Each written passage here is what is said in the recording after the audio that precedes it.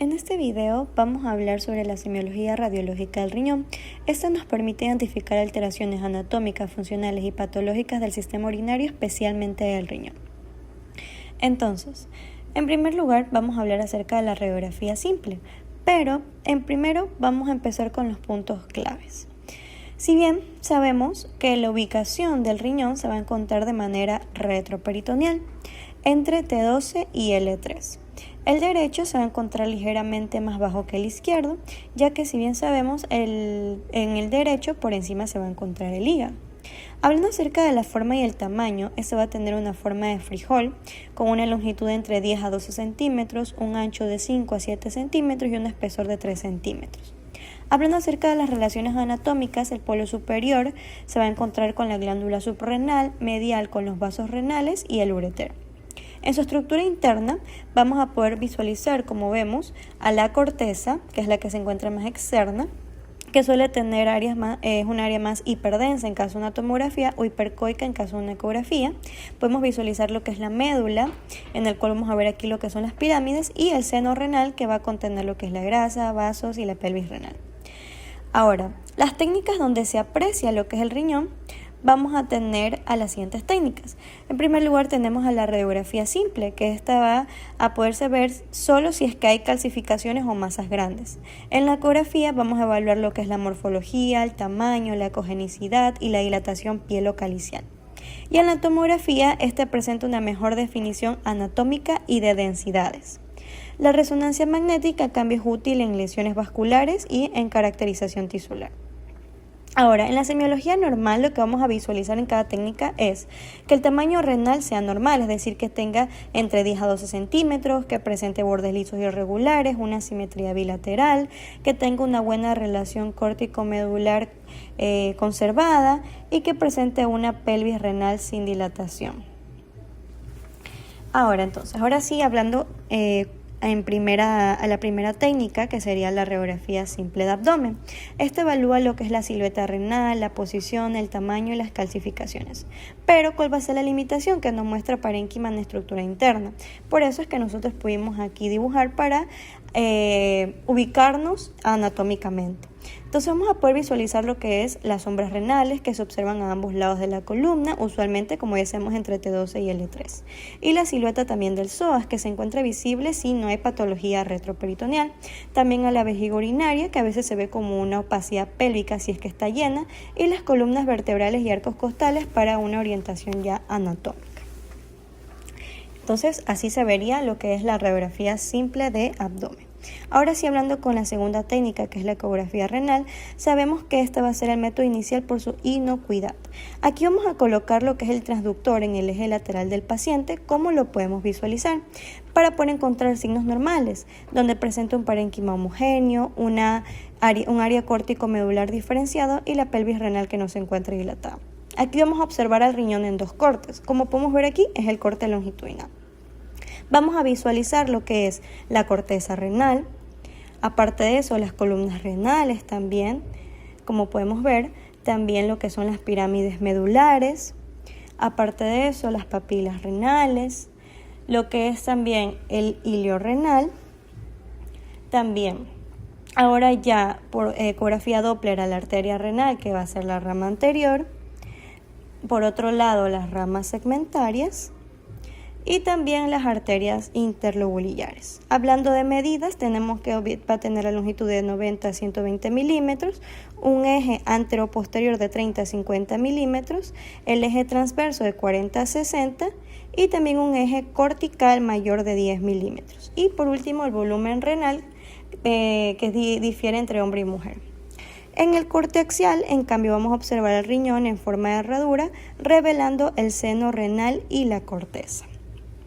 Ahora, como tercera técnica tenemos a la tomografía de abdomen, en el cual se evalúa la densidad del parénquima y estructuras vasculares.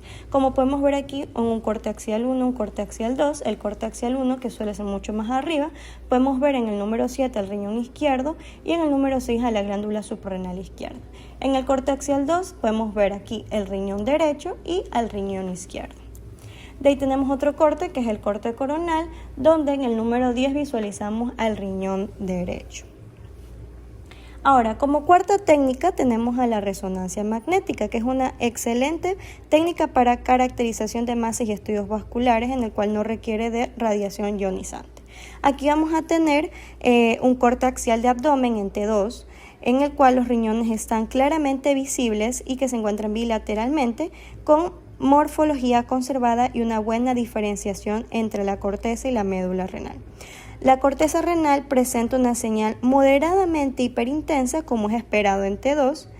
Por otro lado, las pirámides renales, que básicamente es la médula, se observan hiperintensas en comparación con la corteza, lo cual es normal en T2. Y el sistema pielocalicial, que también aparece hiperintenso, como corresponde al contenido líquido, que va a ser la orina. Una vez habiendo revisado con nuestra compañera la semiología normal que tienen nuestros riñones en las diferentes pruebas de imagen, vamos ahora a ver la semiología patológica, aquellos hallazgos y signos que no podemos obviar ya que nos van a orientar hacia un diagnóstico para nuestro paciente.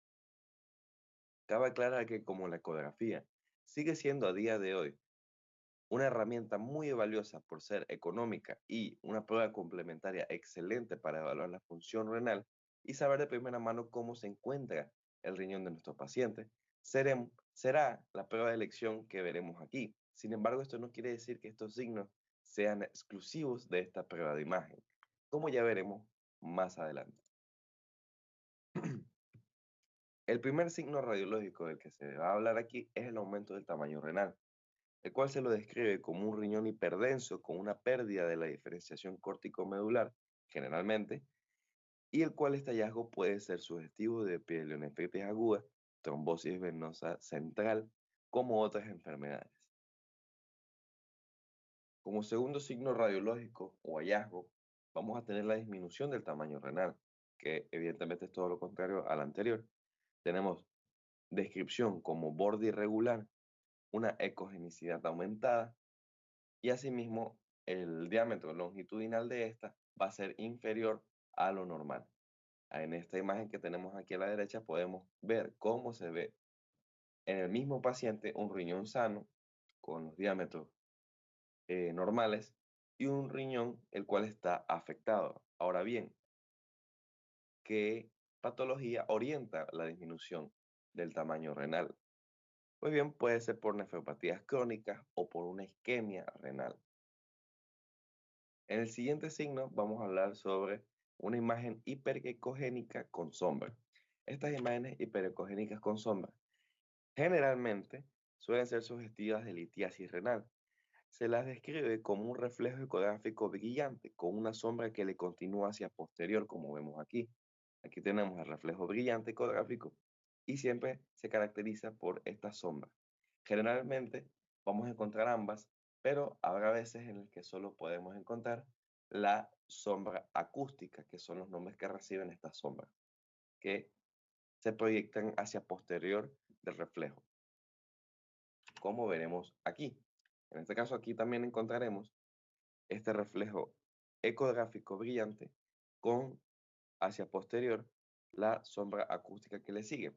Así también veremos sombras acústicas que aparentemente no vemos el reflejo ecográfico, pero encontramos las sombras acústicas, tanto aquí como aquí. El siguiente signo radiológico es la dilatación pielocalicial.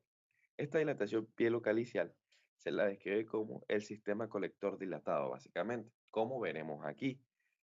Cálices y hacia la pelvis renal están dilatados. Puede llegar incluso a abarcar todo el uréter dilatado hasta la vejiga, como ya veremos en la prueba TAC, que es la otra donde se ve claramente esta dilatación. Evidentemente, vamos a encontrar que este hallazgo es sugestivo de una hidronefrosis. Y como veremos en la siguiente imagen, como yo les mostré, no son solamente exclusivas de la ecografía. En este caso tenemos un ataque en corte sagital, donde veremos tanto la dilatación pielocalicial como los que les mencioné, que el uréter también se encuentra dilatado hasta la vejiga. Como siguiente hallazgo, vamos a tener masa sólida que capta contraste. En este caso, evidentemente vamos a hablar de que este hallazgo es sugestivo de algún tumor renal, pues bien sea carcinoma. y se la describirá como una deformación del contorno y un realce irregular al momento del contraste. Como aquí veremos, tiene un pequeño realce y esto también dependerá de las fases en las que se mide el contraste. Como siguiente tenemos quiste renal. El quiste renal es una lesión anecoica con paredes finas y la cual no refleja flujo Doppler y tampoco evidentemente debe captar contraste, como veremos aquí en una imagen anecoica con paredes finas, como estamos viendo aquí, y no deben tener flujo Doppler y además no deben captar contraste. Bueno, y hacia la orientación diagnóstica, evidentemente un quiste renal. En este caso, el paciente aquí tiene varios quistes renales, cuales pueden afectar su función. Por último, veremos gas en parénquima. Este gas en parénquima puede ser sugestivo de una pielonefritis enfisematosa, como se la describe como una imagen hiperecogénica con artefactos, o estas sombras que se encuentran aquí, muy parecidas a las sombras acústicas. En algunos textos se las encontrará como sombras acústicas también.